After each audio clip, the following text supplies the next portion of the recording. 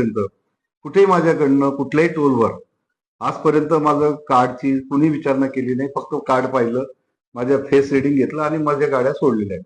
या ठिकाणी जाणीवपूर्वक कर्मचाऱ्यांना पिरियडाईज माइंडने तिथं मला अडवायला लावलं आणि हुज्जत घालायचा प्रयत्न त्यांनी केला. मी म्हटलं ठीक आहे, कोण आहे? मी कार्ड दाखवलं, म्हणे कार्ड बाद झालंय.